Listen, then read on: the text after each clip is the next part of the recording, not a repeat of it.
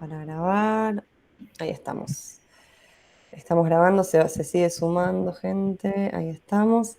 Estamos dentro de Introducción a la Producción Audiovisual. Bueno, bienvenidos a todos, a todas.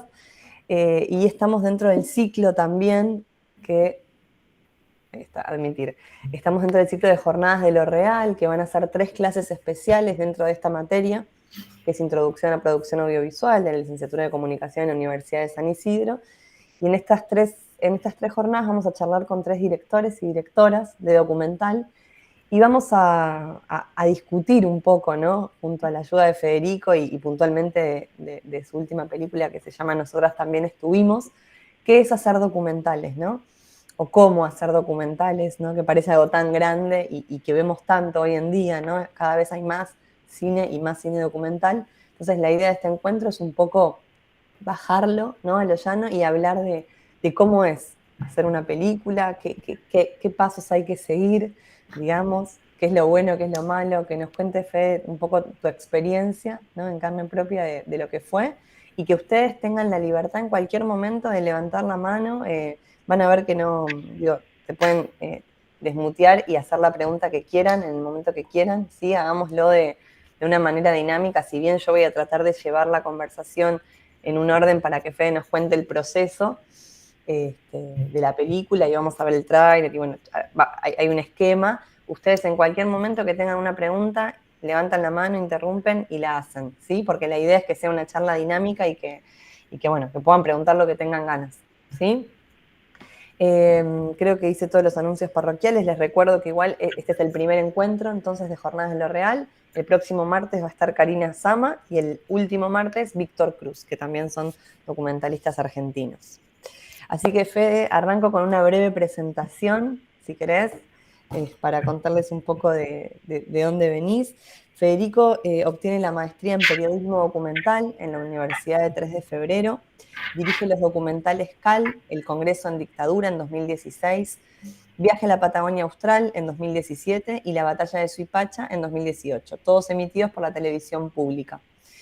Es realizador del programa Voz y Voto, que fue nominado a los premios TAL en el rubro de Nuevos Desafíos Comunicacionales y distinguido por la ONU y por la Organización de los Estados Iberoamericanos por su excelencia en la producción audiovisual parlamentaria. Nosotras también estuvimos, 2020, realizado por el apoyo del INCA, es su primer largometraje cinematográfico. Durante el 2020 y 2021 fue seleccionado en distintos festivales alrededor del mundo. Así que bueno, ahí tenemos una breve bio de Federico. No sé si querés que arranquemos contándonos un poco cómo llegás al universo audiovisual. Algo charlamos, por ahí está bueno contar. Sí, bueno, yo primero empecé por el lado del periodismo gráfico. Escribí, digamos, en algunos diarios y revistas, pero bueno, era investigación, era contar historias en algún punto, por lo menos como yo me lo tomaba. Y de a poco fui volcando hacia el audiovisual, pero bueno, manteniendo esto, la idea de marcar temas, de analizarlos, de estudiarlos y de pensar cuál es la mejor manera de contarlo, ¿no? Con el tiempo, algo personal me fue generando más interés y digamos, sí, interés el lenguaje audiovisual y bueno, fui corriendo un poco de lo escrito, aunque obviamente en el documental hay un montón de instancias del escrito, pero bueno, sí fui pasando y después, bueno, ya me fui volcando más a esto que contabas un poco en lo que leías recién de los documentales o del programa este que yo hago, que también tiene algo así de crónica y periodismo, ¿no? Creo que el documental tiene esa... Se mezclan un montón de cosas y es lo interesante, ¿no? Está la investigación, lo periodístico, lo artístico, lo creativo, bueno, hay muchas cosas que ahí se juntan y bueno, hacia ahí llegué. Bien, vos venías haciendo entonces audiovisual, pero no cinematográfico, ¿no? Venías haciendo producciones para tele. Está bueno por ahí esa... Sí, yo cuando hice la maestría, a mí ahí se me abrió un mundo. Yo había hecho algunos documentales muy en cuanto a lo que es entrevista, archivo, alguna imagen que represente lo que se está contando, pero estaba en ese lenguaje muy expositivo, muy, qué sé yo, lo que uno puede ver más cotidianamente en la tele o inclusive en Netflix, si se quiere, esta cosa muy de que está centrado en la historia, ¿no? En la la narración, en esa parte. Con la maestría se me abrió todo un mundo de poder pensar muchísimas otras maneras de contarlo y bueno, sumarle al documental la cuestión más cinematográfica en cuanto a cómo tratar la imagen, el sonido, los recursos, como pensarlo casi como si fuera una ficción, Ujú. respetando siempre la cosa esta documental, ¿no? Que se basa en la realidad. Y bueno, la experiencia de la maestría me llevó a este documental. Nosotros también estuvimos, que bueno, ya fue todo pensado y hecho de otra manera en relación a los anteriores. Bien, antes de meternos por ahí en el documental, hacer una pausa ahí con algo que dijiste, porque es algo que surgió en una discusión de la última clase que tuvimos. Yo hacía el ejercicio de mostrarle trailers, no sé si se acuerdan, y yo decía, bueno, ¿es ficción o documental, no? Entonces surgía esto que, bueno, es ficción, no, es documental. Perdón que se está agregando gente, ahí está. Es ficción, no es documental, y vos tocaste ese tema, ¿no? Los límites, a veces en que uno dice, bueno, el documental tiene que ser esto, televisivo, ¿no? Como con determinadas características que nos llevan a pensar en un documental clásico que vimos durante mucho tiempo y hoy en día y en los últimos años, ¿no? Vos lo mencionaste ahí y hay muchos momentos de tu película que ya los vamos a ver donde hay un cruce, ¿no? Que no es una cosa ni la otra, sino que puede existir un híbrido, ¿no? O podemos robarle a la ficción algunas cositas para sumar a nuestras películas documentales, ¿no?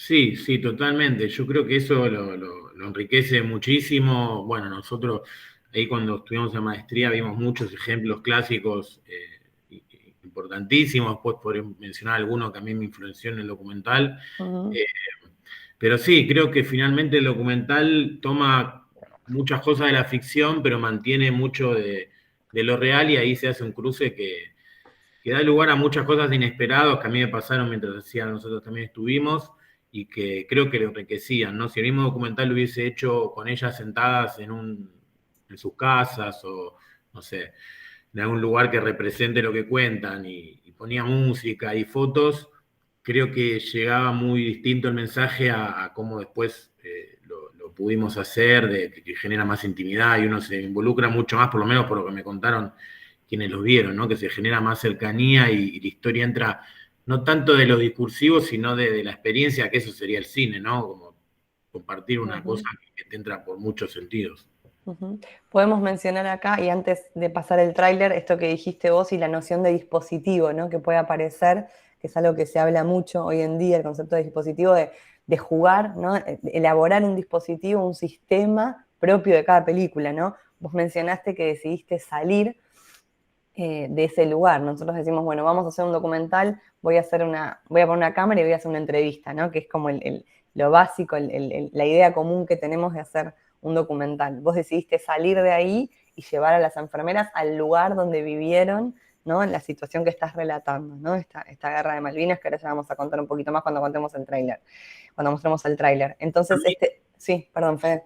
No, que a mí lo que me pasaba es que en todo el periodo previo largo que tuvimos de la investigación, de conocerme con las protagonistas, bueno, de pensar cómo contarlo, ellas me contaban una y otra vez las historias, que estaban muy buenas, pero que bueno, era como leerlo en un libro, si se quiere, ¿no? Que lo contaban, le faltaba, digamos, potencia. Entonces, si hubiese quedado en eso, insisto que me parece que no hubiese sido tan fuerte en cuanto a que surgió la idea de poder ir al lugar y que lo cuenten de otra manera, eh, y que iba a ser mucho más inesperado y, digamos, no iba a ser lo mismo que ellas me contaban tantas veces, iba a suceder de otra manera. Y bueno, por eso fue un poco la idea de ir por otro lugar y creo que en muchos momentos pasó eso. Digamos. La misma historia que me contaron 20 veces, ese día, en ese momento que la filmamos, fue totalmente distinta.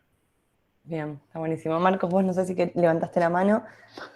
Sí, pero si querés ir al tráiler, pregunto después. No, no hay drama, te Como sigo. vos quieras, Dale, ¿sí? vamos con el tráiler, sí, Vamos sí. con el tráiler y ahí arrancamos de lleno, porque estamos ahí por ahí, creo que todos la vieron, pero bueno, por las dudas, siempre está bueno tener presente el tráiler. Ahí voy. Me dicen si se escucha bien, ¿sí?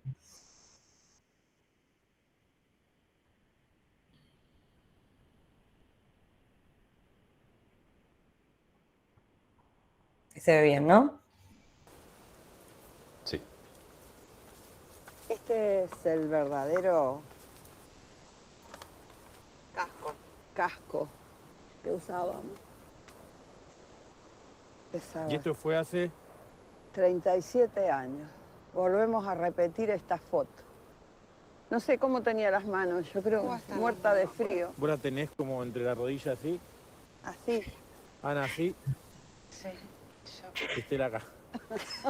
Cubrite. Ah.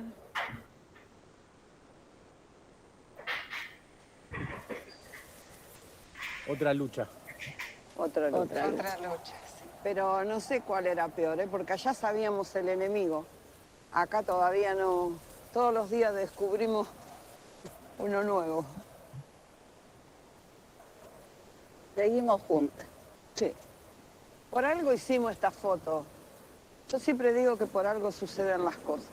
Por algo estábamos juntas allá y siempre estábamos juntas acá. Y 37 años después seguimos juntas luchando para que no nos olviden.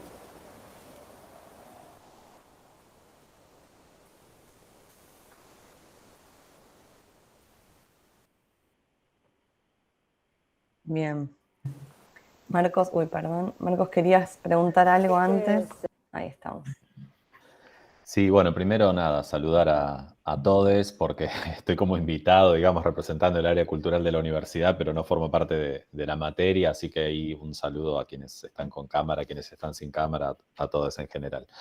Y gracias, Victoria, por la invitación y la posibilidad de charlar con Federico también. A mí me parece muy interesante la propuesta, tengo varias cosas, pero me quedé con algo que dijo hace un ratito Federico y que por ahí es bueno traerlo para reflexionar sobre esto, ¿no? De cómo uno a veces atraviesa su profesión y cursar, no sé, una maestría, una materia o un vínculo con un docente en particular o algo que te hace un clic y le ves como otra dimensión y profundidad a un proceso creativo, ¿no? Entonces quería ahí preguntarte algo muy general, pero por ahí puede salir una reflexión sobre qué pasa con la formación y el cruce con la experiencia. ¿Cómo son esos momentos en los que en un espacio formativo uno atraviesa otro tipo de experiencia o profundiza para hacer de repente, no sé, un nuevo documental, ¿no? Y para mí fue fundamental. Realmente yo me acuerdo de algunas clases que tuve, algunos profesores en particular, Hernán Courián, que también es documentalista, él, y yo me acuerdo que él contaba cosas y yo decía como, claro, es todo esto. Yo veía solo la puntita del iceberg, ¿no? Una cosa muy superficial que era un poco lo que yo hacía para esa época, que era hacer notas, tratar de hacer la representación así más obvia.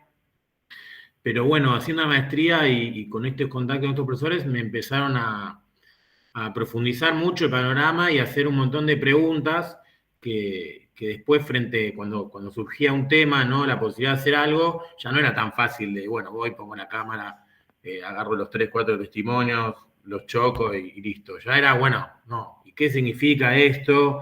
¿Y cuál es mi posición frente a esto? ¿Y qué recursos, qué puesta en escena puedo hacer? Y bueno, se vuelve todo más complejo, pero bueno, a su vez también mucho más rico.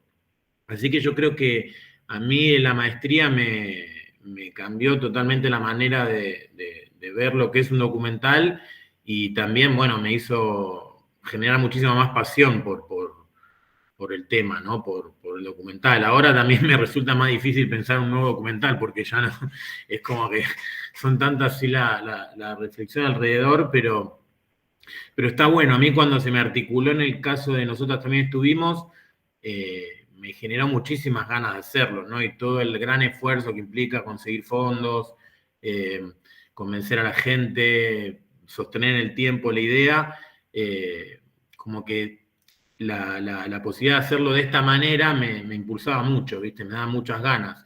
Insisto, si hubiese sido solo ir a hacer la entrevista y qué sé yo, no sé si me hubiese estimulado tanto. La posibilidad de verlo así de una manera tan profunda, en algún punto, con tantas maneras de entrarle, que realmente, como digo, lo empecé a ver así en la maestría, digamos, amplió muchísimo la manera de encarar estos temas.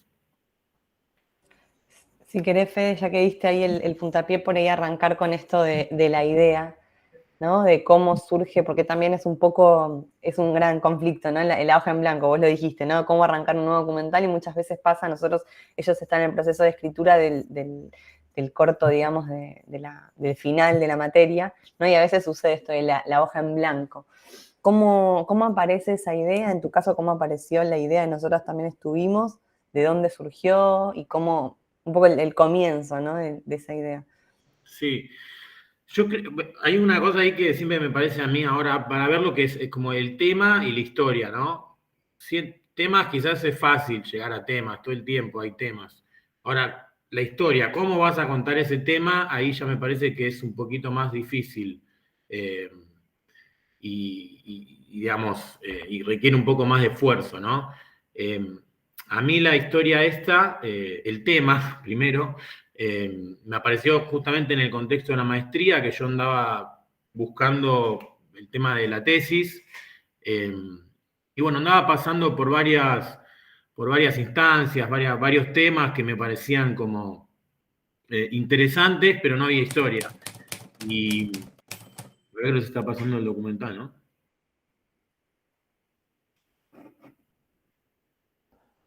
Sí, ahí se abrió, me parece. Y entonces, como insisto, iba viendo muchos así temas, pero no No, la idea es conté. pasar unos pedacitos, perdón, ahí está. Sí.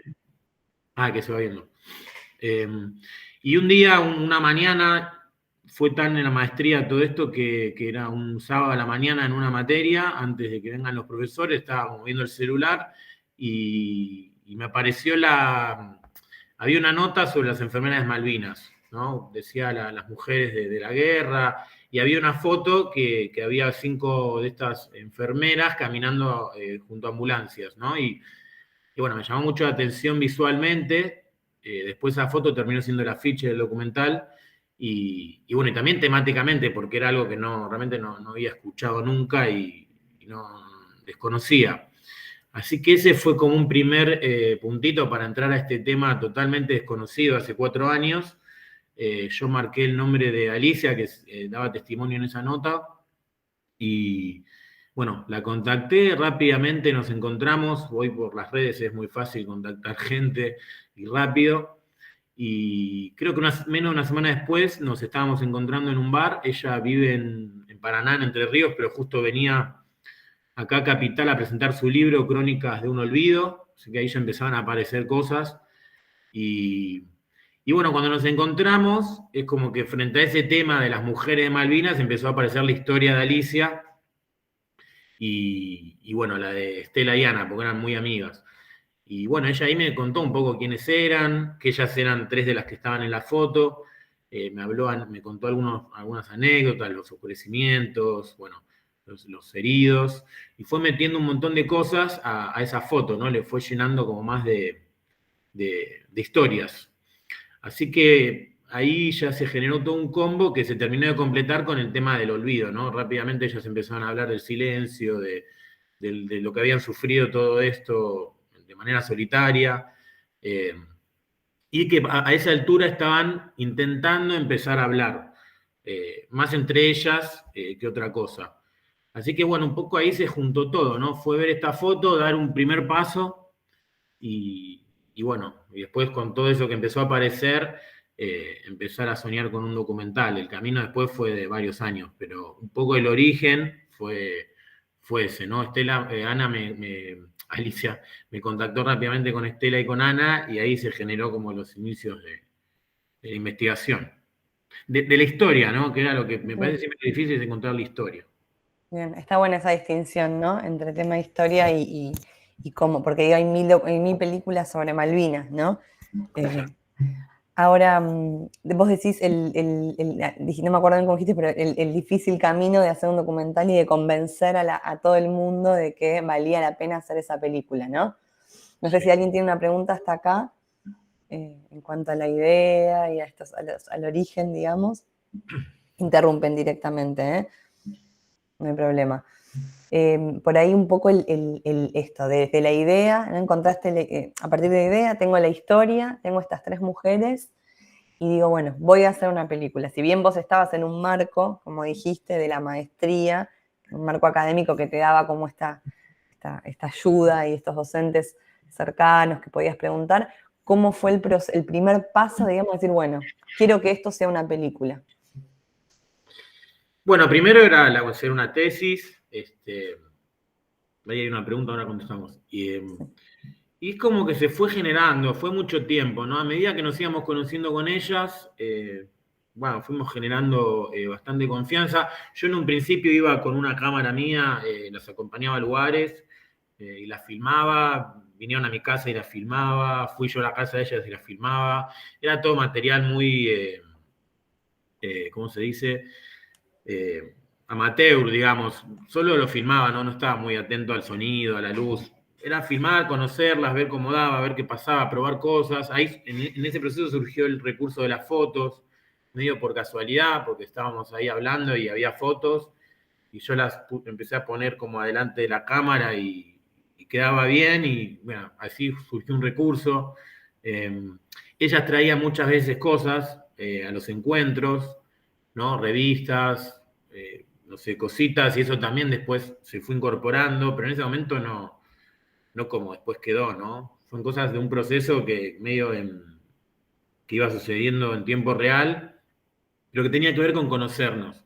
Y cuando me surge la idea de ir un poquitito más allá de la tesis, de la maestría, de hacer un documental más grande, era con la idea de acompañarlas en este proceso de que ellas querían hablar. Después de 30 y pico años necesitaban hablar. Entonces yo pensaba que un documental podía, digamos, llevar esto muchísimo más lejos, digamos, de lo que ellas quizás podían llegar en cada evento que iban y demás. Pero bueno, cuando vino esta idea era cómo hacerlo, porque sale mucha plata, sale plata, toda esta otra parte que en realidad termina generando más esfuerzo a veces que lo otro. Y yo lo que hice fue hacer un guión, justo en la maestría nos incentivaban para eso, y lo presenté al Inca, y la verdad que sin contactos ni nada tuve la suerte, o no sé qué, que me lo aceptaron, digamos.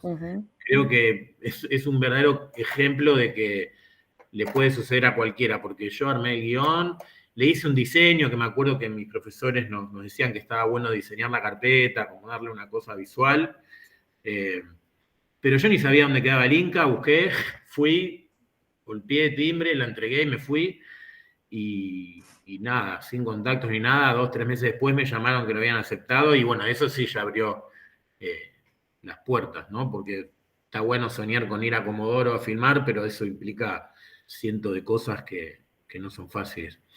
Bien, ahí podemos poner una pausa porque tocaste el tema del guión, que ahí Ruth preguntó, ¿no? Y es un tema que es interesante hablar del guión en el cine documental, ¿no? Porque muchos dicen, bueno, no hay guión, ¿no? Y en realidad hay un guión, y cómo fue ese guión que presentaste ahí en relación al guión, a la película terminada, digamos, o qué tomaste en cuenta para hacer ese guión. Yo creo que lo que me pasó en mi caso fue, digamos, después cuando pasemos al parte del rodaje en sí, el rodaje fue realmente una montaña rusa, pasaron muchas cosas, pero todo muy inesperado, pero todo esa previa, el guión que yo escribí, me basé en el libro que me había dado Alicia, que se llama Crónicas de un Olvido, donde ella ahí cuenta muchas anécdotas, y me basé básicamente en ese libro. Un día me senté, bueno, varios días, me senté, y con esas anécdotas fui imaginando cómo las podían contar. Ya estaba el dispositivo de viajar a Comodoro, ¿no? Como puntapié. Pero en ese guión había toda una primera parte que ocurría en las casas de ellas, había todas otras cosas previas al viaje, ¿no? Después el documental es solo el viaje, pero había un montón de otras cosas, inclusive volvían. Pero bueno, siempre el centro eran los recuerdos, digamos, eso quedó. Y usar las fotos y sus cosas. Entonces yo armé el guión, lo presenté, y hubo mucho hincapié en el guión y en toda la previa. Yo con el editor de fotografía, con el productor, habíamos organizado un montón de cosas, inclusive con el plan de rodaje y demás. ¿Qué pasó? Después, allá en Comodoro, el plan de rodaje ni siquiera lo saqué de la carpeta a donde lo había llevado. Pero creo que ese guión y ese plan de rodaje y todo el tiempo y el esfuerzo invertido en eso hizo que después pudiésemos improvisar, digamos, o abarcar mejor lo real, ¿no? Pasaban tantas cosas inesperadas que más o menos nosotros estábamos preparados por dónde queríamos ir. Fue totalmente distinto la película del guión y ese plan de rodaje está ahí guardado. Pero sí sirvió para poder, frente a todo lo que ocurría esos 10 días que filmamos, más o menos ir todos por el mismo camino y estar atentos a lo que a nosotros nos interesaba, ¿no? Que eran esos recuerdos, los sonidos, no sé, determinadas cosas. Así que, obviamente en el documental es difícil el tema del guión, pero creo que sirve para esto, como para entrar para recortar, ¿no? Lo real es tan amplio que uno tiene que saber qué es lo que quiere ver de todo lo que pasa. Así que Claro. creo que sirvió para eso más que nada. Si no es desbordante, ¿no? Como es imposible como hacer ese recorte. Claro. Pero Pero sí tiene que estar abierto uno a que se cambie y obviamente después en el montaje ya es el verdadero guión, ¿no? Pero bueno, creo que sirve mucho. Bien. No sé si alguien tiene alguna pregunta más sobre esta primera etapa. Si no, ya pasamos. ¿Cómo? Sí, Flor, adelante. Sí, perdón. ¿Cómo sabes qué recortar y qué no? O sea... Bueno, yo en el caso de este, digamos, sabía que a mí me importaban los recuerdos, me importaba el proceso que ellas iban pasando para esos recuerdos, los sonidos que había en el lugar, estos elementos que íbamos trabajando, sus silencios. O sea, a veces hacían chistes o decían cosas que no me parecían importantes o contaban cosas de un lugar muy discursivo y también la cámara estaba ahí, pero cuando pasaban estos momentos, que son algunos que quedan en el documental y otros que no quedaron, que tenía que ver más con el trabajo, el recuerdo de ellas, que se notaba que lo estaban viviendo, ahí era cuando era como, bueno, nos concentramos, realmente tenemos que filmar esto bien. Y tratar de generar las condiciones para que eso pase, ¿no? La idea de que vayan vestidas así, de ir a ese lugar donde había sonidos que seguramente habían escuchado en la época de la guerra, las fotos, ¿no? Como todas esas cosas que potenciaran el tema de los recuerdos. Y bueno, estar atento cuando pasen. Cuando filmamos ese día habremos estado 4 horas, 5 horas filmando. No fueron las 5 horas así de pura intensidad. Pero era estar atento a ver eso, que era para dónde iba el documental. Teníamos que registrar cuando pasaban esas cosas. Después, otras cosas que pasaban quizás no nos deteníamos tanto. Y Matías levantó la mano. Sí, Matías. Hola Federico, ¿qué tal? Hola. A mí me surgió una duda con el tema de los diálogos. ¿Cómo haces para captar esos momentos? En el sentido de, ¿hay alguna dirección tuya de más o menos qué es lo que vamos a hablar este momento, o tratar de llevar el tema de los diálogos por un lado, o es simplemente capturar lo que sale espontáneamente de sus recuerdos? Mira, yo cuando pensaba cuál era mi rol en todo esto, que también era una pregunta importante, porque siendo algo tan de mujeres, ¿no? De una relación entre ellas, una historia muy femenina, yo como mi rol me generaba ruido, ¿no? Entonces, yo tomé de referencia un documental que se llama Shoah, de un director que se llama Lanzmann, francés, que hizo algo parecido, pero con todo lo que es el holocausto, ¿no? Y lo que hicieron los nazis con los judíos. Él vuelve a los lugares y habla, pero su rol es hacer preguntas muy incisivas, como que cuando el que no, digamos, cuando es entrevistado o el que está con él no puede hablar, él como que va más a fondo y hace preguntas a veces muy incómodas y muy difíciles.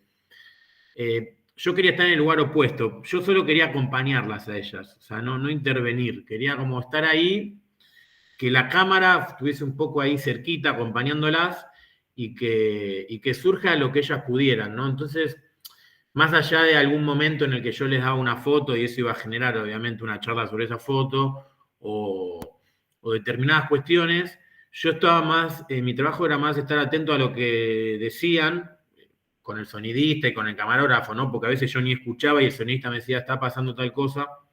Entonces yo no quería intervenir tanto. Hay muchas cosas que no contaron, que a mí me hubiese gustado que cuenten, ¿no? Que me las habían contado en otros momentos, pero bueno, no les pregunté sobre eso, ¿no? Porque como ellas estaban reviviendo su experiencia, yo no quería intervenir, ¿no? Era como que ellas estaban viviendo en ese lugar, vestidas así, con esos sonidos, estaban viajando en el tiempo en algún punto.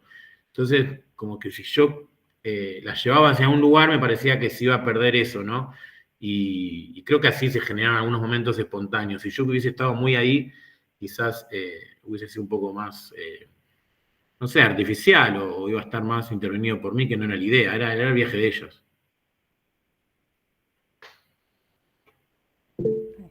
Marcos. No, muchas cosas interesantes. Me quedó esto de la foto que se te cruzó en algún momento y cómo ahí salió un tema y también una historia, ¿no? Y pensaba en la atención flotante, que es algo que está siempre presente, sobre todo a la hora de elegir una historia para contar, digo, desde esa foto hasta la atención flotante, que por lo que decís fue como una estrategia vincular dentro de la filmación, porque si bien había un guión que sirve como hoja de ruta, creo que hay como mucho de lo intuitivo, de bueno, a ver qué pasa acá. Y te quería preguntar en relación a eso, ¿qué cosas que por ahí no estaban en el guión o pensadas de antemano y si en ese dejar andar fueron sucediendo, no sé, charlas o diálogos, después terminaron formando parte del documental final? Es decir, eso no planeado, ¿no? ¿Qué porción de lo no planeado al final tomó cuerpo como historia? No, bueno, muchas cosas, porque en realidad estaba la idea del viaje, de lo que sería esta puesta en escena de ellas vestidas así, de todo, pero después todas cosas que pasaron, por ejemplo, el refugio ese nosotros no sabíamos que estaba ahí. Y yo viajé con el camarógrafo y el sonista 2-3 días antes, y fue bastante desesperante porque en Comodoro nadie sabía dónde estaba ese lugar, digamos, dónde había estado el hospital. Nosotros nos entrevistamos con gente de la Fuerza Aérea, nos entrevistamos con la secretaria de Cultura de ahí de Comodoro, con la de Turismo, y nadie sabía dónde estaba ese hospital. Y eso sí era desesperante porque el documental era ir a ese lugar. Si eso no pasaba, iba a ser terrible. De hecho, el productor, uno que había sido productor, decía, bueno, vamos a otro lugar y hacemos como si. Digo, no, no tiene ningún sentido ir a un lugar y hacer como sí, porque no, se cae toda la idea. Bueno, un día antes de que lleguen las protagonistas, encontramos el lugar de casualidad. Nosotros sabíamos que era al lado del aeropuerto, fuimos con fotos y una pista, y nos cruzamos con el refugio. Fue como, bueno, listo, es acá. Si está este refugio, es acá. Y después el refugio y el encuentro con el refugio terminó siendo medio central, que es el comienzo y es un poco la entrada a la historia, ¿no? Y bueno, eso tuvo que ver con ir a buscar eso, lo real, ¿no? El documental es un poco eso, más allá de la hoja de ruta, de lo que uno imagina, de un montón de cosas que uno puede prever o imaginar. Después te chocas con lo real, que es inesperado. El acto, por ejemplo, nosotros no sabíamos qué iba a ser. Después quedó el himno y toda esa charla, no teníamos ni idea de que eso iba a pasar, no sabíamos cómo era el acto, simplemente nos invitaron al acto.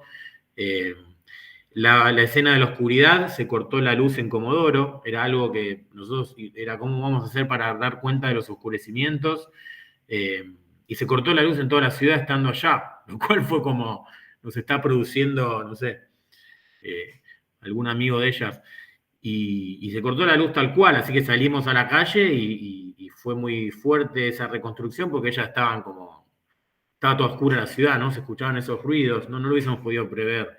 Así que la escena de las cartas también fue dentro del auto porque había mucho viento para salir del auto.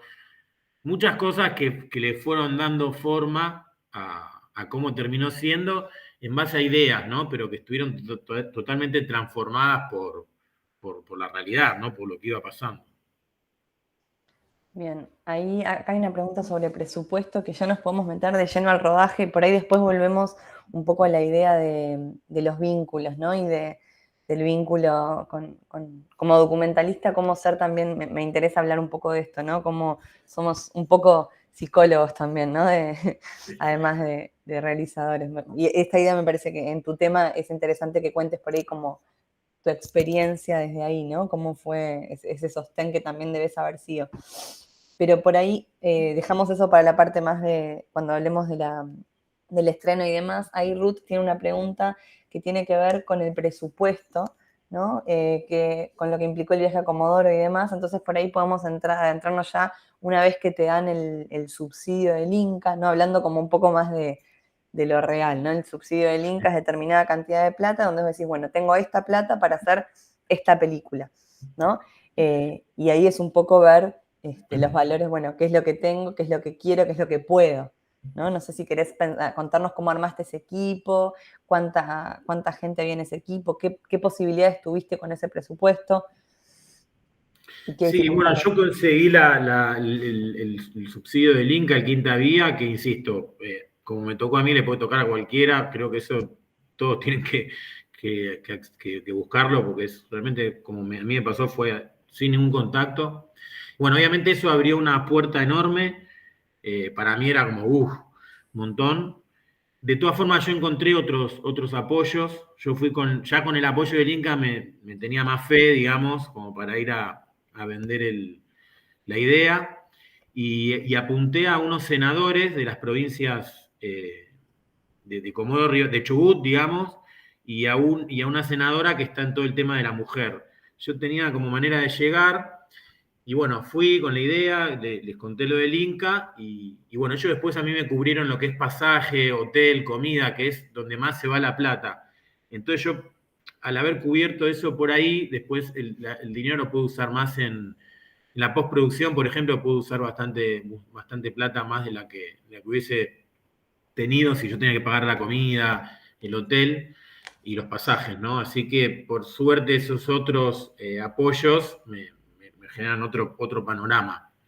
Pero bueno, desde un principio la idea era que el equipo fuera chico, por esto de que era una cosa íntima, de que tenía que ver con los recuerdos, de que mucha gente no hubiese servido. Bueno, el documental también tiene eso, que se puede hacer sin un gran despliegue, digamos, si uno lo hace bien. Y bueno, eran ellas tres, yo, y después estaba el director de fotografía, el sonidista, y había un productor que después tuvo un tema de salud y quedó medio ahí en el camino. Pero bueno, éramos nosotros.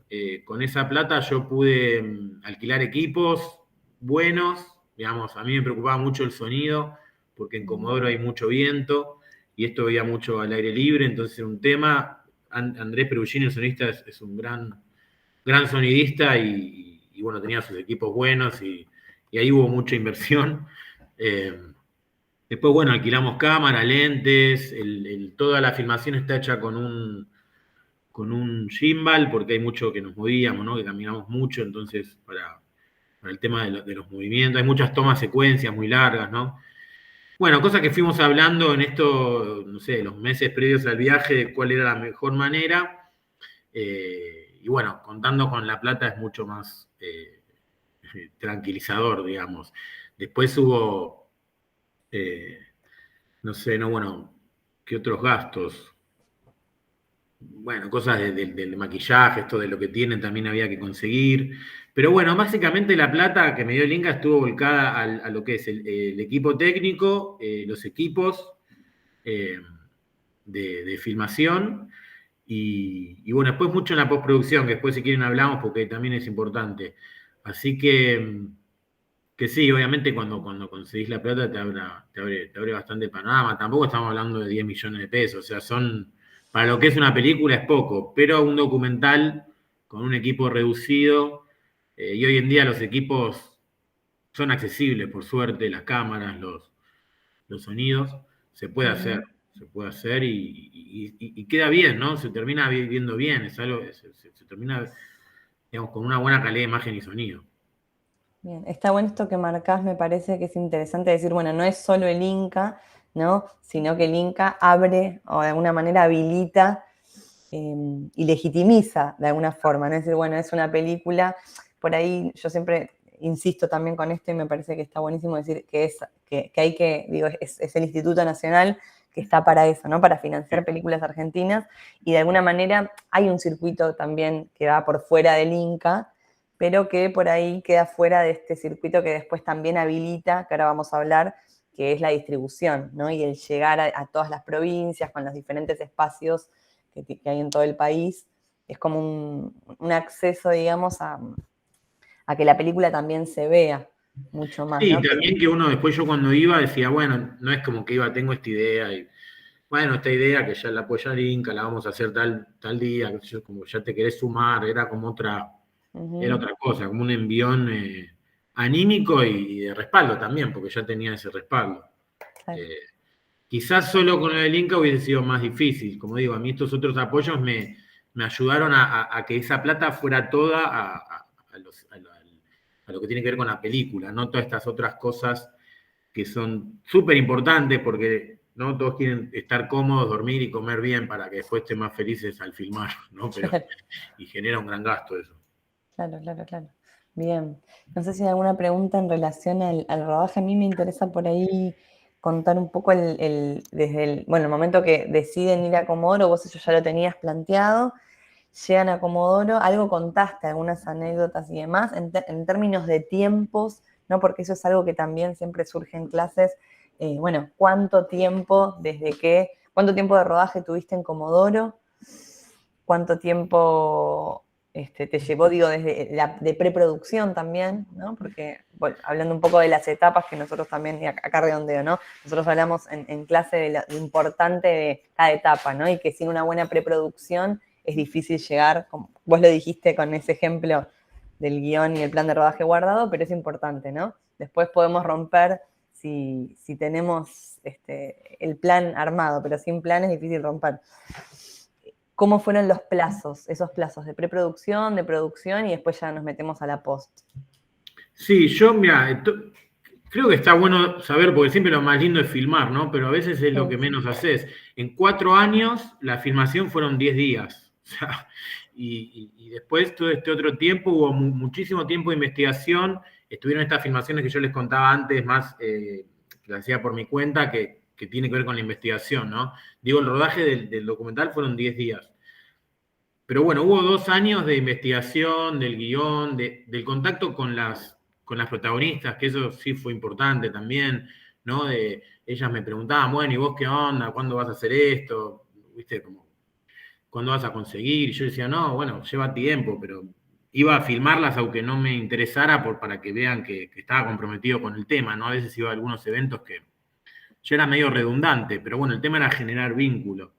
Qué sé yo, hablar por WhatsApp, estar en el día a día. Fueron como 2 años de que ellas tenían que creer en que yo iba a hacer esta película. Y en general mucha confianza que después creo que se nota es un poco en la filmación, de que ellas están bastante cómodas, porque generamos un buen vínculo, ¿no? De mucho tiempo. Y creo que eso es fundamental. A veces es como, bueno, yo quiero filmar, pero todo este primer proceso de investigación, de imaginar la idea, de hacer el guión, de conseguir la plata, de generar el vínculo con los protagonistas, y después que tenés la plata, bueno, sacar pasajes, ver hotel, organizar los días, la ropa, cientos de miles de mails y llamadas interminables. Es lo que le da un poco de solidez para después ir allá, y allá, más allá de problemas que tuvimos inesperados, estuvimos concentrados en filmar, porque ya estaba todo bastante organizado. Entonces, después de esos 10 días ahí, fue filmar y estar abierto a lo inesperado, y 10 días filmando. Y bueno, después a la vuelta un año de ver qué hacer con eso, ¿no? Yo llegué, vi, casi me desmayo porque pensé que era toda una porquería, porque, bueno, cosas que pasan. No había película, era todo feo, primer impacto. Pero bueno, después ahí ya sumé a montajista, empezamos a trabajar con el sonidista, detalle del sonido, y bueno, ahí va encontrando ya la forma, ¿no? Un proceso largo ese también. Pero sí, yo creo que cada etapa, la producción o preproducción, el rodaje y la postproducción, son todos tan importantes, ¿no? Y uno viene arrastrado de lo otro, ¿no? Si no hay una buena preproducción, el rodaje puede salir medio raro, y si el rodaje sale medio raro, es muy difícil que después se salve completamente en la... Antes de darle la palabra a Matías, que levantó la mano, me quedo con esto que dijiste, que volviste y viste el material y dijiste, no hay película, ¿no? Y estos momentos de crisis que también son parte, que está bueno reivindicarlos, no tomarlos como, digo, ahora a la distancia hay una película y es una película increíble, digo, y el recorrido que tiene da cuenta de eso, ¿no? Está muy bueno sumar miradas, ¿no? Yo a veces estaba muy... fue justo también con la pandemia, bueno, un poco antes de que empiece la pandemia, pero bueno, cuando otra gente lo vio, por ejemplo, la mirada del montajista fue fundamental, cuando yo lo encontré a él y vi un poco el material y tiró un par de líneas que fue como claro, ¿no? Y está bueno la mirada siempre porque uno a veces está tan metido que se vuelve medio difícil, ¿no? Entonces está bueno que lo vea otro, que compartirlo, ¿no? Eso ayuda un montón. Pero en momentos de crisis hay muchos.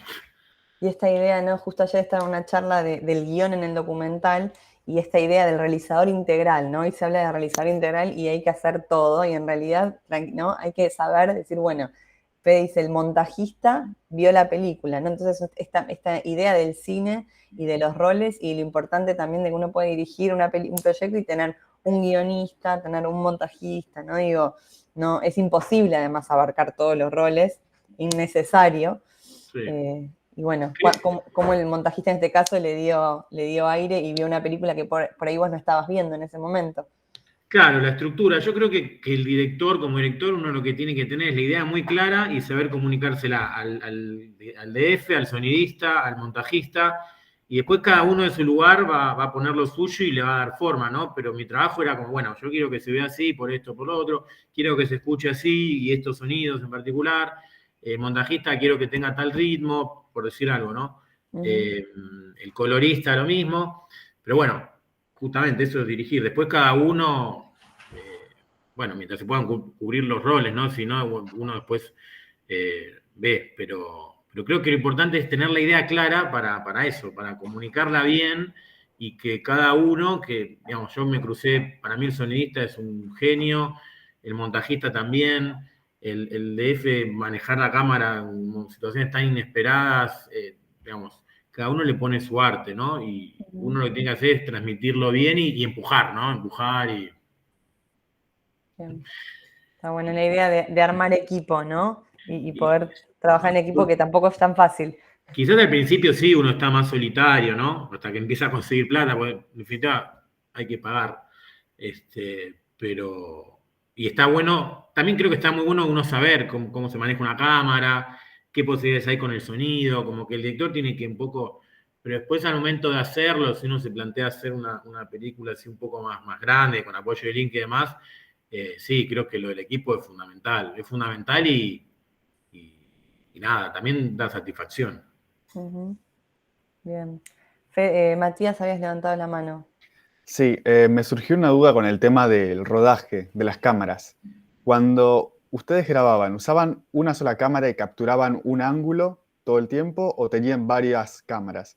Y un poco en relación con esto, cuando ustedes grababan, hay planos como por ejemplo uno en el que está la bandera o planos del paisaje. ¿Eso lo grababan cuando estaban con ellas o ustedes salían como a cazar también esas imágenes? Cámara grabamos todo con una sola. A mí a veces no me gusta eso de las 3, 4 cámaras, me da dispersión, ¿no? Esto era como muy verlas a ellas y me parecía bueno con una cámara, digamos, no sé si me gusta mucho el tema de las muchas cámaras, que hoy en día es tan fácil acceder a cámaras que a veces se ponen 50.000 imágenes en un minuto y no sé, no me gusta mucho lo que se genera. O sea, en este caso era una, siguiéndolas, obviamente íbamos dando vueltas. Había una allá, nos íbamos para allá, había otra por allá, nos íbamos para allá, como que íbamos girando en torno a ellas.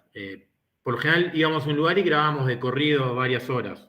Entonces, después, por eso también tan importante el tema del montaje y de mirar bien todo el material después y ir eligiendo las partes, ¿no? Porque había muchos choclos muy largos. Pero bueno, me parece que una cámara permite enfocar más, ¿no? Ir más como a lo que uno quiere buscar. Así que fue siempre con una, el camarógrafo, el DF yo iba con él, y era como, bueno, acá, bueno, allá, bueno, quedémonos, ir encontrando ahí los momentos y los planos. Había mucho de improvisar, pero en base a todo lo hablado los meses antes, ¿no? Yo lo agarré a Eric, le hice ver 200 películas, le mostraba esa que yo decía Shoah, unas de Herzog, otro decía, mirá esto, tiene que ir por acá. Yo no sé si en un momento se acordaba, pero que sirvió seguro. Y después los planos esos, por lo general, muchas veces cuando ya terminábamos lo que era el rodaje del día, yo salía con el camarógrafo y filmábamos. Esa bandera la encontramos una noche ahí, que está toda enrollada y quedaba muy bien para lo que queríamos. En realidad en ese momento ni sabíamos que iba a quedar ese plano, pero era medio enigmático, porque era la bandera enrollada, media gastada. Pero sí, salíamos a la noche, a la mañana, o mismo después de filmar, si todavía estábamos un rato en el lugar, nos íbamos a filmar planos. Esos que hay fijos del lugar era porque creo que ya hacía frío, ya habíamos estado muchas horas y ellas se fueron y nosotros nos quedamos un rato más tomando algunos planos fijos del paisaje. Por ejemplo, lo hacíamos antes o después de lo que era la filmación con ellas. Muchísimas no quedaron, obviamente, ¿no? Era más por intuición.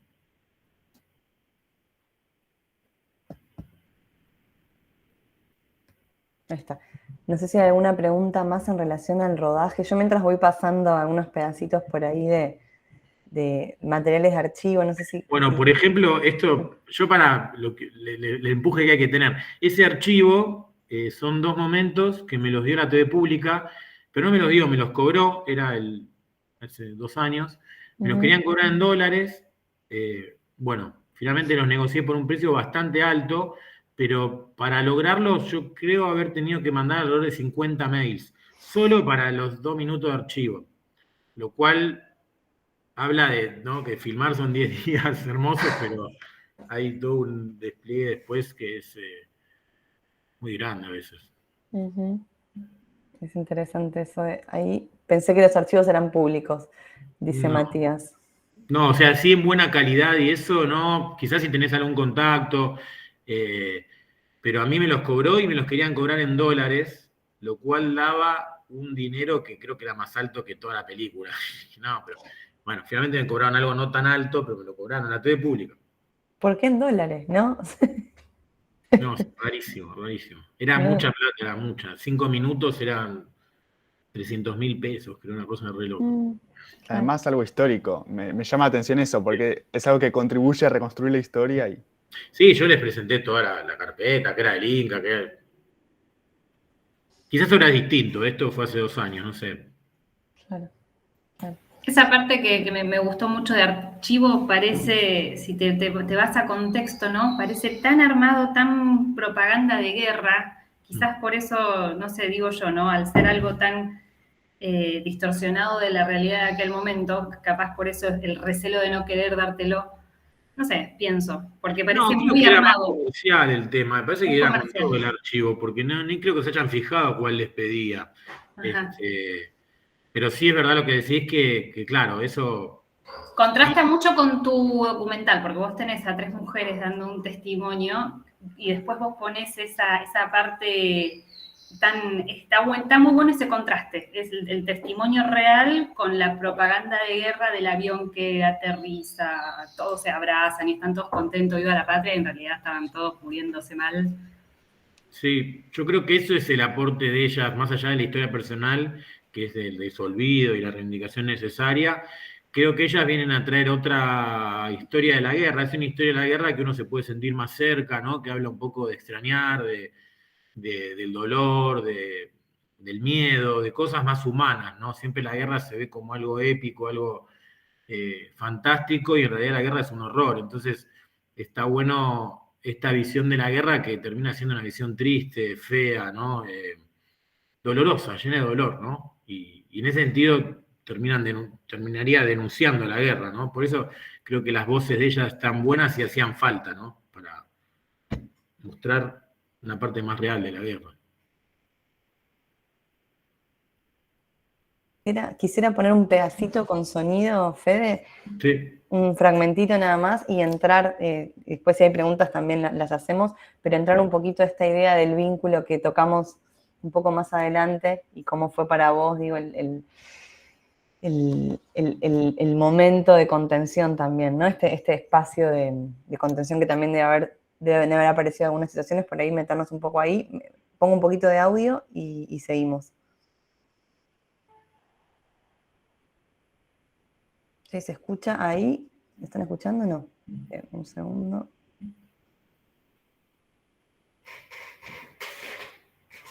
Creo que está el volumen. Los hombres, ¿no? Hacer el traslado. Hacían el traslado a la misma altura de la camilla y se pasaba el paciente a la... Supongamos que acá empezaba, esto era el quirófano, se trasladaba acá, esa camilla se va y acá ya empezábamos a prepararlo nosotros.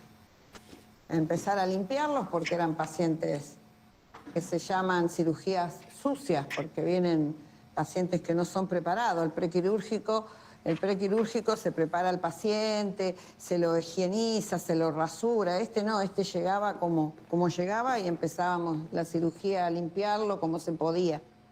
¿Y qué tipo de heridas llegaban?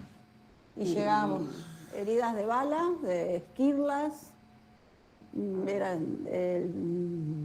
Eran quemados, traumatología, fracturas expuestas, pie de trinchera, perdón. Esa fue una de las mayores heridas durante la guerra. los pies de trinchera. Los pies de trinchera. Y eso era por el clima más que por... Porque permanecían los pies húmedos, se les congelaban los deditos, digamos, y se iban necrosando.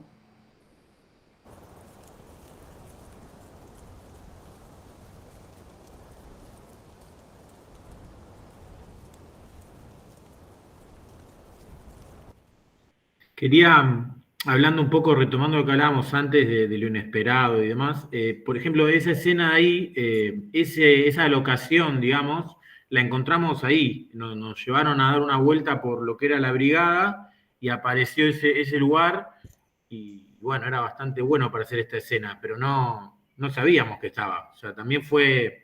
Ellas mismas estaban bastante cansadas. Eso fue después del acto ese que se ve...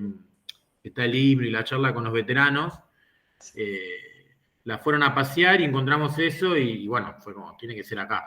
Entonces, digo, ahí también aparece un poco lo de la realidad, digamos, lo inesperado. Claro, claro. Y saber cómo manejarse con eso, ¿no? Estar como ver cómo... permeable. Me gustaría retomar esto de que vos empezaste hablando de todo este tiempo, este registro que hiciste de ellas con tu cámara sin preocuparte demasiado por el sonido. Para estar cerca, ¿no? Vos hablaste de varios años de ese vínculo, ¿no? Y cómo ese vínculo, y me parece que es lo que también se habla mucho del acceso, ¿no? Cuando tenemos acceso a determinado tema, y que hace que, digo, escuchamos tu voz ahora, escuchamos tu voz y ellas están cómodas con esa voz, ¿no? Yo creo que si ese tiempo no existiera, ¿no? Si no hubieran esos años de trabajo, de WhatsApp, de charlas, les invitaste a tu casa, digo, ese vínculo que se genera es después lo que vemos en la película, ¿no? Yo creo que hay algo de eso y que es importante esa construcción. Mi pregunta tiene un poco que ver con esto, ¿no? Sobre, en principio, qué tan importante crees, yo creo que es importante, pero qué tan importante crees en relación a, vos venías de los trabajos más televisivos, no quiero usar la palabra fría, ¿no? Pero es otro el vínculo que uno genera cuando hace una entrevista televisiva, a los vínculos que generaste con ellas y cómo esos vínculos perduraron en el tiempo, que me imagino que han estado, y cómo fue esa relación. Y bueno, acá justo vemos una de las escenas, que hay muchas escenas emotivas. ¿Cómo fue para vos, como Federico, digo, también sostener un poco, digo, porque vos liderabas el equipo, sostener lo que se debe haber movilizado, ¿no? Para ellas haber estado ahí y demás. Sí, yo creo, bueno, esa distinción que habías hecho creo que es tal cual, digamos, los documentales más expositivos, quizás hablaste un día antes, llegás con el equipo, luces, pum, 10 preguntas, media hora, chau, nos vemos. Estos otros documentales, digamos, más, no sé qué palabra ponerles, básicamente tratan del vínculo con el otro, digamos, ¿no? Hay otra persona que tiene una historia y está ese vínculo que se ve en la película, ¿no? Cómo uno se vinculó con ese otro y lo muestra o lo escucha o lo registra. Entonces creo que para estos documentales más documentales, lo otro para mí es, no sé, spots, pero es fundamental el vínculo. Y en este caso fue mucho tiempo, obviamente nos hicimos amigos. Yo hoy en día, el otro día fuimos a Pinamar a mostrar la película y paramos juntos en el mismo lugar y compartimos un asado. Digamos, a esta altura ya pasó mucho tiempo y somos amigos, pero eso mismo se generó hace mucho tiempo, ¿no? O sea, no sé por qué, bueno, eso ya no hay mucho que estudiar ni nada, es un vínculo. Y en el caso nuestro se generó confianza. Yo creo que ellas al verme que yo iba, ¿viste? Hace un par de años ellas mucha atención no les prestaban.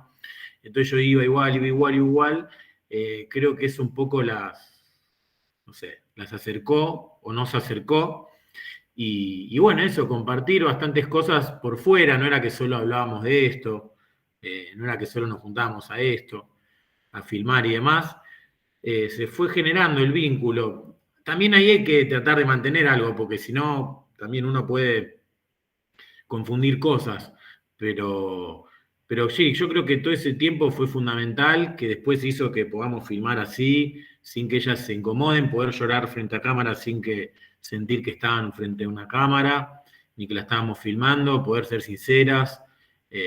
Creo que todo ese trabajo es tan importante o es parte integral de lo que fue después del rodaje o después darle forma en la postproducción. Me parece que es central porque justamente, como decíamos, el documental es el encuentro con el otro, ¿no? ¿Qué es lo que tiene de bueno el documental también? Hoy en día a veces eso resulta difícil, ¿no? Y el documental busca ahí, ¿no? Acercarte, entender, escuchar, empatizar, sobre todo. Y todas esas cosas que son muy poderosas entran en juego, ¿no? Y ahí está el humano. Creo que sí, que es muy importante. Para tratar de ir por un camino más de este estilo, uno tiene que ponerle mucha atención a ese vínculo que genera y al otro que quiere registrar, ¿no? No tomarlo como un busto parlante, como una estatua que tiene que contar 2 o 3 cositas que uno quiere, sino como una persona que te va a sorprender todo el tiempo y que uno está ahí para compartirlo, ¿no? Para escucharlo, para dialogar. Una suerte de pacto, ¿no? También como de mutuo, ¿no? Sí, bueno, porque también el otro tiene que confiar muchísimo en vos. Vos sos un X que llega y quiere contar una historia de 30 años enterrada que Ana no le había contado ni el marido. Claramente ahí hay algo, digamos, para que salga de manera transparente y demás, sí, muy importante, y entra en juego cosas muy de uno, obviamente, ahí, que va más allá de la técnica, de la idea y demás, que es el vínculo, pero sí, es central. Bien, dejo abierta, no sé si alguien quiere hacer alguna pregunta. A mí me quedó un poco la idea de la voz, ¿no? Eso que me quedó dando vueltas por ahí, que la decisión tuya de incluir tu voz en la película, ¿no? Y que también es algo natural y que hace que la película también fluya, ¿no? Y esto que decíamos, se nota que ellas están cómodas con eso. ¿Eso fue una decisión previa estaba ya en el momento original del guión, en el primer guión que escribiste, o eso apareció en el rodaje? En un principio yo iba a aparecer en cámara, o sea, justamente cuando uno se va acercando al rodaje y eso va cambiando todo, pero cuando la cosa de pensarlo desde una computadora y el libro, yo iba a aparecer a cámara. Después eso con el tiempo era ridículo. En Comodoro mismo filmamos alguna escena con yo estando a cámara, y después cuando la vimos era como que molestaba claramente. Pero la voz y eso después terminó quedando porque no era tan invasivo y porque hacía un poco al vínculo, el mío, pero del espectador también. Es uno como que está ahí sin intervenir mucho, pero en un diálogo así cercano, ¿no? Creo que mis preguntas son bastante simples y no tienen nada, digamos, son comentarios más que preguntas a veces, y me parece que ayudaba a poner al espectador en ese lugar de compañía. La idea era que yo estuviera, pero bueno, eso se fue generando con el tiempo, con las pruebas. Muchas veces uno prueba algo y te das cuenta claramente que no funciona, ¿no? Yo ahí, mi imagen ahí no tenía nada que ver, era claro, pero bueno, había que probarlo. Y Y bueno, terminó quedando esta cosa así más íntima, más de tratar de recrear la relación que fui generando con ellos. Bien. Acá yo no sé si alguien tiene alguna pregunta, si no me metería en lo que tiene que ver con la difusión, que es un capítulo, y con lo que pasó lo que pasó con la película, ¿no? No sé si alguien tiene alguna pregunta en términos de realización. Sí, yo te quería preguntar si habías trabajado con actores en vez de personas, o sea, en otro documental o en otra producción que hayas hecho con personas que no sean necesariamente las que vivieron esa historia, sino que esa persona no está más y necesitas a alguien que la represente, que esa voz aparezca en otro ser humano, digamos, no sé cómo explicarlo. Si trabajé con actores, Sí, no, con actores no trabajé. Siempre fue así, más con gente, nada, con los representantes. Sí hice algunas reconstrucciones, más desde el oral, de grabar voces para representar eso que un poco decías, me parece. Eso hice en algún documental. Pero bueno, insisto, para mí no tiene mucha potencia eso en general. No sé, es un recurso válido, pues depende del tema, puede servir. Pero es menos complejo, porque de alguien que lo actúa tenés que explicar cómo lo tiene que interpretar y chau. En el otro está más lo humano y eso quizás es más difícil. Bien. No sé si alguien tiene alguna pregunta más respecto al guión, al rodaje, al proceso de producción en sí. Si no, pasamos a lo que tiene que ver con la difusión. Ya estamos ahí un poquito, nos quedan 15 minutos de tiempo, pero me parece que es importante hablar de lo que pasó con el estreno, ¿no? Que bueno, cómo se impuso en agenda el tema y demás. Yo acá tenía quería compartir en Instagram, pero no puedo. Bueno, tengo algunas notas ahí que voy a ir compartiendo de fondo, pero si querés contarnos, Fede, una vez que nos salteamos la parte de la postproducción, pero más o menos igual hiciste como un pequeño raconto de lo que fue, ahí está, la postproducción, donde dijiste que le dedicaste un tiempo, bueno, hablaste del montaje, de la figura del montajista, dijiste que invertiste un gran presupuesto en lo que fue postproducción de color y sonido, no sé si querés detallar algo de eso. Sí, digamos, fue bastante tiempo dedicado. La pandemia nos vino bien porque nos dio un poco más de tiempo. Donde más plata fue destinado fue al sonido, porque era importante que se escuche bien. El sonido también cumple un rol, que son esos aviones, esos vientos, hablan de sus sensaciones, de sus emociones. Entonces hubo mucho trabajo con el sonido, la postproducción, la mezcla. Digamos, yo contaba con tanta plata y creo que casi la mitad fue para el sonido. Después, bueno, hubo un trabajo de montaje, 3 meses creo que fue, que no es mucho, me parece, pero bueno, bastante intensos, que le fuimos encontrando la forma y fue fundamental. Como les digo, él vio cosas que yo no, tan metido en el tema, no las había visto. Bueno, después hubo un trabajo de color que fue un poco más simple. Pero bueno, nada, fue una etapa importantísima también porque fue terminar de ajustar muchas cosas y creo que ahí viene el guión no final, que es el montaje, y encontrar ahí cómo contar en concreto todo esto que había pasado antes, ¿no? Pero sí, es importantísima también esa etapa para que sería como vestirlo, ¿no? Que se vea y se escuche mejor. Y bueno, encontrar la estructura del montaje es importantísimo también, claramente. Más en estas historias que quizás no es un guión de ficción que uno tiene el comienzo, el medio, el final, pero más o menos uno tiene que, más allá de no amoldarse 100%, uno tiene que contar algo, ¿no? Que se entienda. Y bueno, eso también es un trabajo interesante y creo que ahí siempre el montajista es importante. Yo originalmente pensé en montarla yo, pero me parece que contar con uno que está totalmente por fuera de la historia, que conoce esto en ese momento, que ve el material con ojos desconocidos, digamos, con ojos ajenos y con su percepción de montajista, creo que suma muchísimo. Si se puede contar con alguien así, creo que es muy importante. Bien. Y una vez que la película estuvo terminada, digamos, ¿cómo fue el proceso de decir, bueno, tenías la fecha del 2 de abril, ¿no? Cercana. ¿Querés contarnos cómo fue un poco el dispositivo que armaste o que pensaste para lanzar la Sí. película? Eso, ahí es una parte compleja, porque bueno, a mí ya no me quedaba más plata, ya había gastado todo en el sonido, en cosas burocráticas que te pide el Inca para hacer la última presentación, no tenía más plata, y lo que tiene esto del Inca es que no te permiten destinar dinero a la difusión, lo cual es bastante raro, por lo menos. Entonces, nada, mi gran estrategia comercial y de comunicación fue estrenarla el 2 de abril porque era el día. Digamos, si la estrenaba el 10 de abril, pensé que iba a pasar más desapercibida.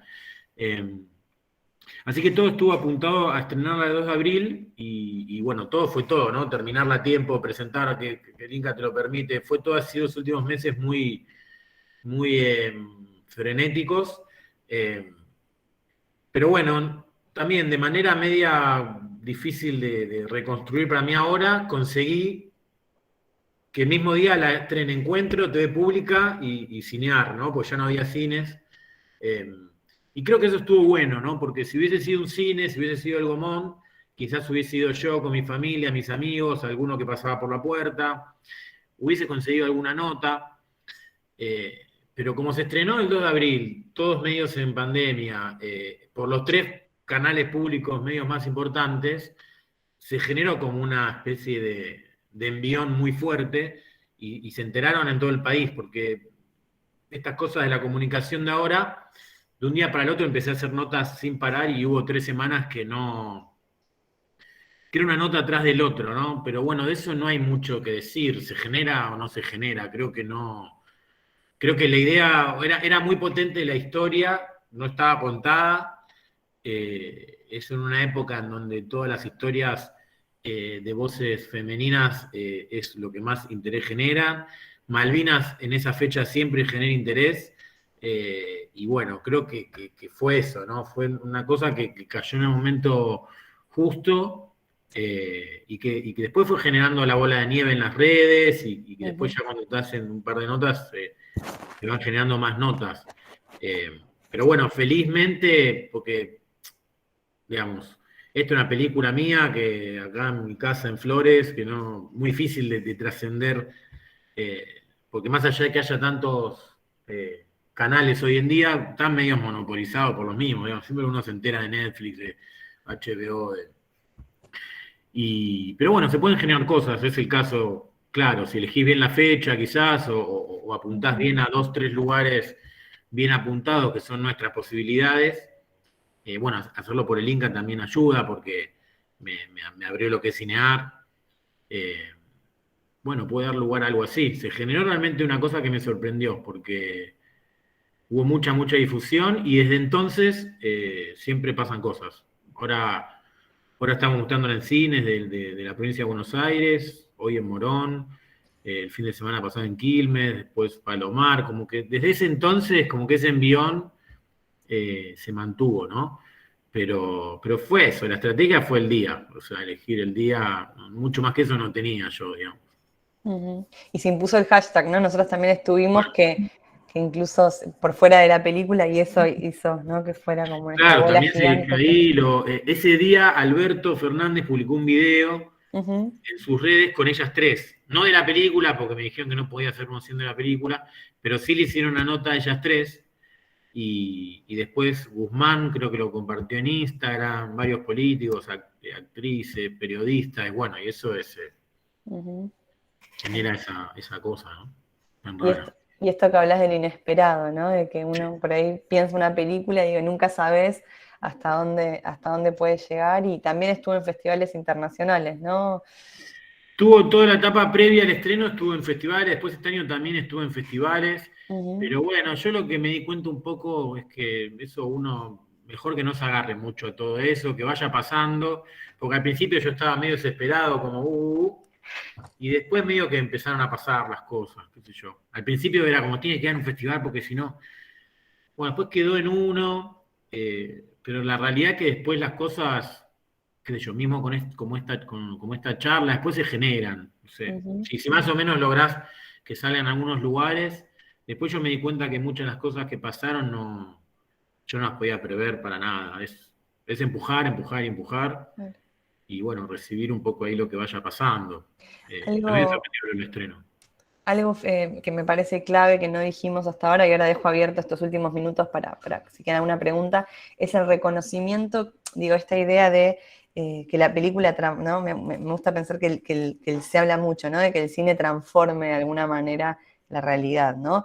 Y a partir de la película, si no me equivoco, ellas recibieron un reconocimiento y la película fue evidencia de alguna manera, ¿no? ¿Querés contar un poco lo que fue, digo, porque es también lo que la película despertó, más allá de todo este movimiento, que tiene que ver, ¿no? Porque gracias a la prensa y a la difusión y a todos los lugares que llega la película también sucede lo otro, es como un Sí. recíproco, pero ¿querés contar un poquito cómo fue eso para ellas y también qué les pasó a ellas con la película una vez que estuvo terminada y con todo este movimiento? Sí, el planteo fue, ellas estaban muy metidas en todo lo legal, ¿no? En un principio era lo que más me hablaban, ¿no? Y la idea era, lo legal la verdad que no le importa a nadie, una película nadie va a andar escuchando si estuviste en Malvinas o afuera o enfrente, son ustedes, ¿no? Son lo humano. Y un poco el planteo era el día que la sociedad la reconozca, la institución las va a tener que reconocer, porque es así. De hecho pasa casi siempre. Y, y un poco eso fue lo que pasó y fue la frutilla total del postre, porque a poco del estreno y de toda esa difusión, Alicia ya venía en un juicio de hace muchos años porque la reconozcan veterana oficialmente y, y bueno, no me acuerdo ahora la fecha, pero fue en abril o en mayo, la justicia la reconoció veterana y en el fallo mencionan el documental como una evidencia de que ellas cumplieron un rol importante y que no solo es estar en las islas, sino cumplir otro rol, ¿no? Y bueno, eso fue importantísimo. Esto ya venía de una lucha de Alicia, pero justo se dio después del estreno, de la repercusión y citando el documental. Entonces fue como, bueno, eso ya fue todo, ¿no? Más allá, ya fue una alegría enorme para Alicia. Después a Estela lo mismo. Hace poco a ella la reconocieron, falta Ana, y ahora están en una cosa judicial de ir y venir, pero va a terminar siendo así. Y bueno, eso ya excede todo, no sé, para mí sí, si el cine puede cambiar algo de la realidad ya es todo. Ya no vería nada más interesante que el documental. Pero sí, es fuerte y puede pasar. Bueno, acá hay muchos casos, hay varios casos de películas que cambiaron cosas, ¿no? Legales y demás. Pero bueno, no puede ser un objetivo, pues es muy difícil. Claro, ponérselo como previo, digamos, pero sucede. No sé si alguien quiere hacer alguna pregunta en estos minutitos que nos quedan, algo que haya quedado dando vueltas, que tenga que ver con el documental en sí o con la película. Ahí Matías levanta la mano. Sí, yo me quedé un poco con ganas de conocer más sobre la etapa de postproducción, que es a mí una de las cosas que más me gustan. ¿Cómo decidieron, por ejemplo, qué archivos van o cómo era la relación con el montajista? Porque hay mucho trabajo ahí.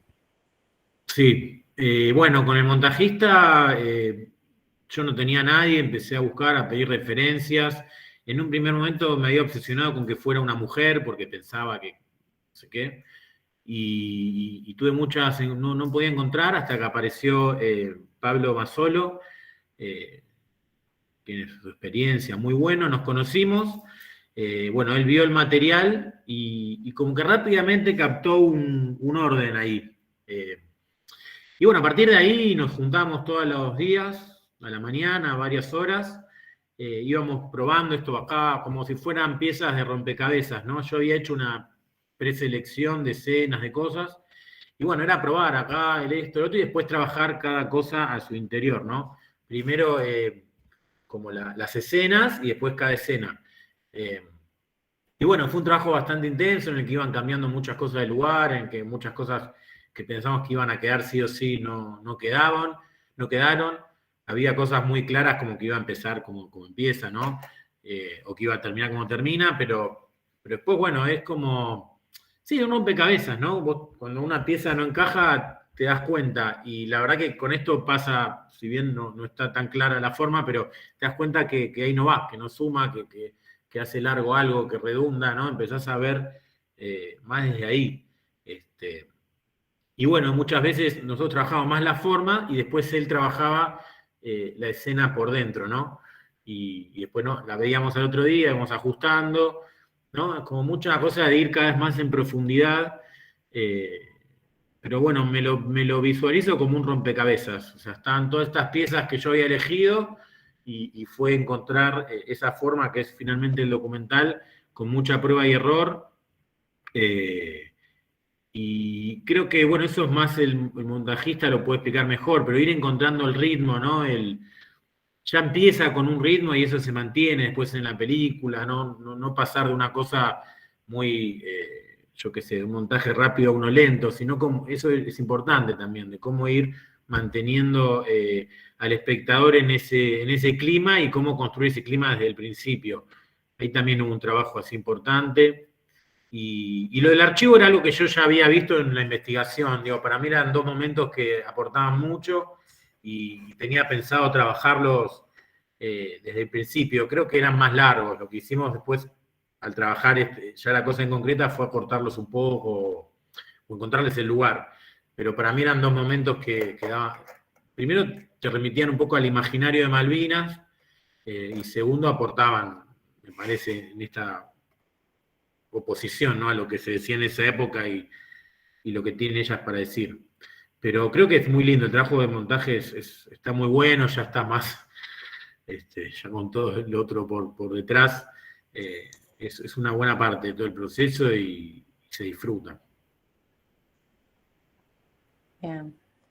Gracias, Matías, por la pregunta. No sé si alguien más tiene alguna pregunta. Yo en el chat dejé fe de las redes, que, bueno, Instagram, creo que también tienen un Facebook. Sí. Que también nosotras también estuvimos. Y bueno, la peli se sigue girando, ¿no? Eso está bueno, entonces que también esto, si conocen gente que le interese el tema o además saber que la peli todavía va a seguir dando vueltas, va a volver a cinear. Sí, ahora empezó el recorrido por la sala Cinca acá diciembre, porque bueno, se abrieron las salas y en diciembre se termina mi posibilidad de que el Inca me dé salas. Estamos ahora acá en la provincia de Buenos Aires, hoy en Morón, bueno, lugares. Vamos a pasar por La Plata, después al sur del país. Y cuando termina ese recorrido, vuelve a cinear, a estar disponible ya en la plataforma ahí, gratis para todo el país. Que está bueno también eso, ¿no? Pero no pueden ser las cosas al mismo tiempo por una cuestión del Inca. Y entonces, bueno, para que tenga un poco de sala, que en definitiva fue hecho para salas. Estamos ahora en este recorrido. Pero bueno, ahí en las redes nosotros siempre contamos lo que va pasando y demás, así que quien quiera, invitadísimo. Bien, buenísimo. Bueno, si no hay más preguntas, entonces, justo, mira, 11:30. Nada, agradecerte, Federico, por el tiempo, a todos los que participaron por las preguntas. Esto va a quedar grabado también. Y bueno, los esperamos el próximo martes con Karina Sama, también egresada de la Universidad de 3 de Febrero. Bueno, muchas gracias a ustedes por invitarme, está bueno, la verdad que estas charlas me parecen buenísimas. Me servían cuando hacíamos la maestría, así que aporta también un montón ahora. Así que bueno, nada, gracias a todos por estar acá. Buenísimo. Y queda el contacto entonces de Instagram, ahí si quieren después difundir o seguir ahí el recorrido de la película está. Y tenés, por último, Federico, para cerrar, ¿tenés proyectos en mente en relación a Malvinas o algo totalmente diferente o por ahora estás descansando? No, siempre ando buscando. Como decíamos antes, me está costando más llegar a una historia. Tengo varios temas. Se me acercaron muchos movilizados, digamos, los veteranos que no estuvieron en el continente, que estuvieron en continente, digo, que no estuvieron en Malvinas, que están con una lucha parecida. Pero bueno, no sé, es medio parecido, tengo que ver. Pero hay ahí, dando vueltas. Ganas no me faltan, ya que va cerrando esta historia. Bien, buenísimo. Bueno, estamos ahí atentos a los nuevos proyectos. Dale. Gracias de nuevo, gracias a todos y nos encontramos, nosotros quedamos conectados por el campus y para el resto nos encontramos el martes que viene para otra jornada de lo real. Gracias a todos y a todas. Adiós. Chao, gracias. Chao, gracias. Muchas gracias. Hasta luego. Chao. Chao, gracias. Chao, gracias. Gracias.